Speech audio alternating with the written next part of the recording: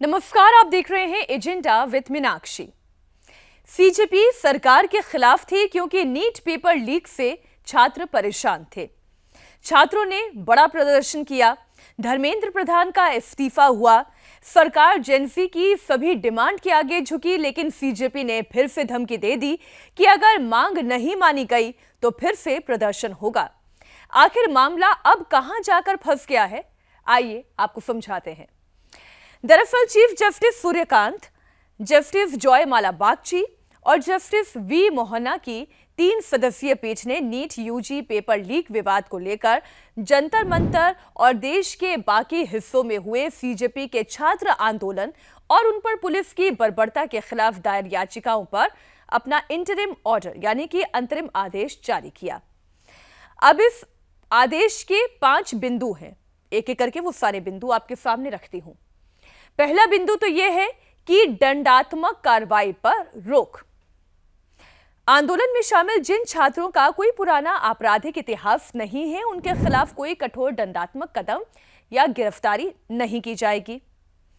दूसरा ये कि नाबालिगों की तत्काल रिहाई होगी, यानी इस प्रदर्शन के दौरान हिरासत में लिए गए या गिरफ्तार किए गए सभी नाबालिग यानी कि जिनकी उम्र 18 से कम की है, उन्हें तुरंत रिहा करने का आदेश जारी किया गया। फिर चाहे वो दिल्ली का मामला हो, बंगाल का हो, असम का हो या फिर अन्य राज्य सरकारों का। अब तीसरा ये कि जांच जारी रखने की भी सुप्रीम कोर्ट ने अनुमति दे दी है। कोर्ट ने यह स्पष्ट किया है कि दिल्ली पुलिस और अन्य राज्यों की पुलिस दर्ज की गई एफआईआर की जांच जारी रख सकती है, लेकिन वो इस आड़ में छात्रों का उत्पीड़न नहीं कर सकती। चौथा ये कि डेटा और गोपनीयता की सुरक्षा, यानी कि पुलिस को यह आदेश दिया गया है कि प्रदर्शनकारी की व्यक्तिगत जानकारी, उनकी ड्रोन फुटेज, सीसीटीवी की रिकॉर्डिंग और डिजिटल डेटा को भी सुरक्षित रखा जाए और इसे सार्वजनिक डोमेन में लीक ना किया जाए। और 5वां बिंदु जो सुप्रीम कोर्ट ने कहा है वो ये कि महत्वपूर्ण स्वतंत्र जांच और नई गाइडलाइन का संकेत।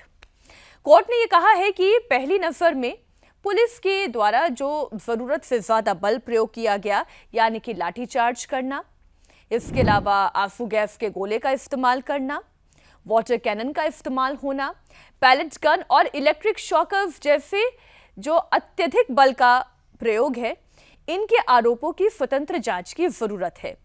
यह इंडिकेशन ये कहता है कि कोर्ट इस मामले की जांच के लिए सुप्रीम कोर्ट के पूर्व जज की अध्यक्षता में एक हाई लेवल कमिटी या फिर स्पेशल इन्वेस्टिगेटिव टीम एसआईटी का गठन कर सकती है।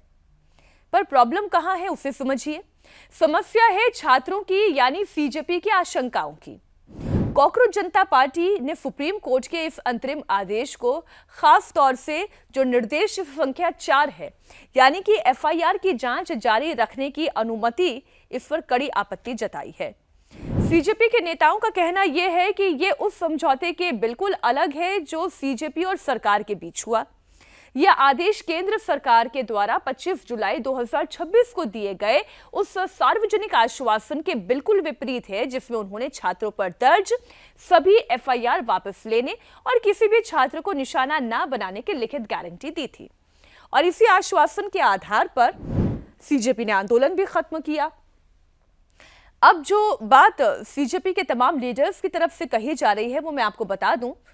सीजेपी का कहना यह है कि उन्हें आशंका है कि केंद्र सरकार और भाजपा एनडीए शासित राज्य सुप्रीम कोर्ट के इस आदेश को एक हथियार की तरह इस्तेमाल करके और जांच के बहाने असली प्रदर्शनकारी छात्रों को प्रताड़ित करने के लिए इस्तेमाल कर सकती है।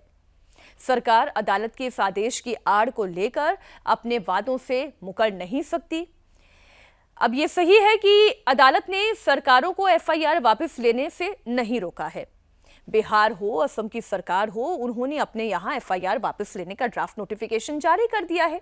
इसलिए सीजेपी की मांग यह है कि बाकी और राज्य भी हैं, उन्हें भी इसी तरीके से एक नोटिफिकेशन जारी कर देना चाहिए जो ये राज्य सरकारें कर सकती हैं। कहने का मतलब यह है कि अगर राज्य सरकारें चाहें तो फौरन इस पर कार्रवाई कर सकती है और जो केंद्र सरकार और सीजेपी के बीच में समझौता हुआ है उस पर एक्शन लेते हुए एक नोटिफिकेशन जारी करते और जितनी भी एफआईआर है उसे वापस ले सकती है। इसलिए अभिजीत दीपके ने कहा कि अगर पुलिस द्वारा छात्रों का उत्पीड़न या विच हंटिंग, टारगेटेड हैरेसमेंट जारी रहता है तो कॉकरोच जनता पार्टी बहुत जल्द फिर से बड़े पैमाने पर राष्ट्रव्यापी और शांतिपूर्ण आंदोलन शुरू करेगी। सरकार युवाओं की सब्र का इम्तिहान ना ले। लेकिन हमारा सवाल तो यह है कि क्या जायज है और क्या नाजायज है, सरकार का स्टैंड क्या है और जो सुप्रीम कोर्ट कर रहा है उसके पीछे मंशा क्या है। दरअसल बिना किसी प्रेजुडिस के अगर आप सुप्रीम कोर्ट के इस इंटरिम ऑर्डर को देखेंगे तो ऐसा लगेगा कि कोर्ट ने एक बैलेंस बनाने की कोशिश की है।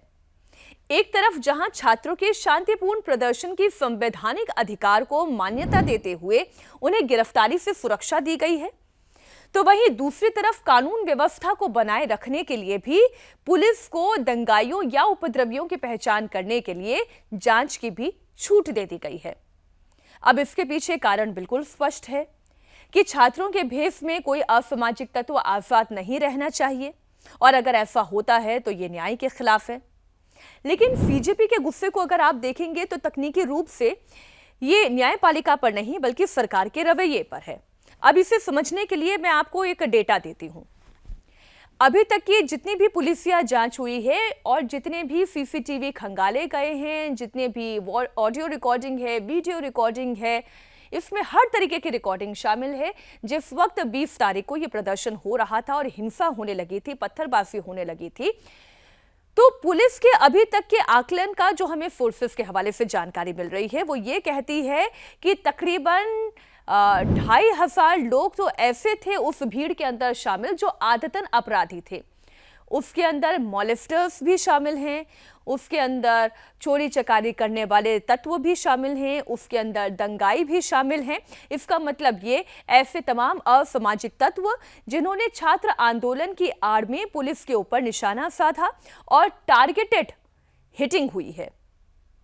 उससे आप ये तो नहीं कह सकते कि छात्रों के ऊपर आरोप लगता है या छात्र आंदोलन डिरेल होता है या सरकार के खिलाफ आवाज उठाने के लिए इन असामाजिक तत्वों का सहारा लिया गया। लेकिन ये तो तय है कि अगर छात्रों के इस आंदोलन में, छात्रों के भेष में असामाजिक तत्व इस आंदोलन में हिंसा भड़काने की कोशिश कर रहे थे और जिसे कोट अनकोट सीजेपी के ही नेता ये कहते हैं कि ये भाजपा के गुंडे हैं, ये सरकार के गुंडे हैं, तब तो उन्हें कोई समस्या होनी ही नहीं चाहिए। अगर ये सरकार के गुंडे हैं तब भी पुलिस को उनके ऊपर कार्रवाई करनी चाहिए। असामाजिक तत्व है तब तो बिल्कुल भी सीजेपी को इनका समर्थन नहीं करना चाहिए, क्योंकि इनके प्रदर्शन जो कि एक शांतिपूर्ण तरीके से प्रदर्शन चल रहा था, इसे खराब करने की कोशिश किसने की है? इन्हीं गुंडा तत्वों ने की है। लेकिन जो चिंताएं सीजेपी की है वो मैं आपके सामने रख दूं। दरअसल सरकार के वकीलों ने अदालत को सीजेपी और केंद्र के बीच हुए 25 जुलाई के समझौते के बारे में जानकारी दी ही नहीं। इसी की वजह से अदालत ने एफआईआर जांच जारी रखने का आदेश दे दिया। अब सीजेपी को इस बात का डर है कि सरकार इस आदेश का गलत फायदा उठाकर छात्रों को थाने के चक्कर कटवाएगी। बात साफ है कि सीजेपी और सरकार के बीच में ट्रस्ट डेफिसिट है, सीजेपी और पुलिस के बीच में भी यही ट्रस्ट डेफिसिट है। इसलिए उन्हें डर है कि कहीं कोर्ट के इस इंटरिम ऑर्डर का हवाला देते हुए सरकार मासूम छात्रों को भी कहीं निशाना ना बना ले। बॉटम लाइन यह है कि न्याय का सिद्धांत यह कहता है कि भले ही 99% मुजरिम छूट जाएं, लेकिन एक भी बेगुनाह को सजा नहीं मिलनी चाहिए। साथ ही समाज में रूल ऑफ लॉ होना चाहिए, ना कि बनाना रिपब्लिक होना चाहिए। इसलिए आप ये कह सकते हैं कि सुप्रीम कोर्ट का इंटरिम ऑर्डर न्याय के सिद्धांत के साथ खड़ा हुआ दिखाई देता है, एक बैलेंस बनाता हुआ दिखाई देता है। लेकिन क्योंकि सीजेपी और सरकार के बीच में अविश्वास की इतनी गहरी खाई है, इसलिए सीजेपी को यह डर है कि कहीं सरकार इसका फायदा उठाकर मासूम छात्रों को अपने निशाने पर ना ले, उन पर एफआईआर दर्ज ना हो जाए, उन्हें प्रताड़ित ना किया जाए। इसलिए वो ये धमकी दे रहे हैं कि अगर एफआईआर वापस नहीं ली गई तो फिर इससे भी बड़ा जन आंदोलन, छात्रों का आंदोलन वो खड़ा करके रहेंगे। पर यह बात भी स्पष्ट है कि बार बार ऐसे आंदोलन ना खड़े होते हैं, ना उन्हें वो ताकत और वो ऊर्जा मिल पाती है, वो भी तब जब प्रधानमंत्री नरेंद्र मोदी नया कानून लेकर आ चुके हैं, फास्ट ट्रैक कोर्ट का गठन कर चुके हैं, धर्मेंद्र प्रधान का इस्तीफा हो चुका है और अभिजीत दीपके भी इस पूरे प्रदर्शन के बाद अमेरिका रवाना हो चुके हैं। तो सवाल ये है कि क्या फिर से सीजेपी ऐसा कोई प्रदर्शन खड़ा कर पाएगी?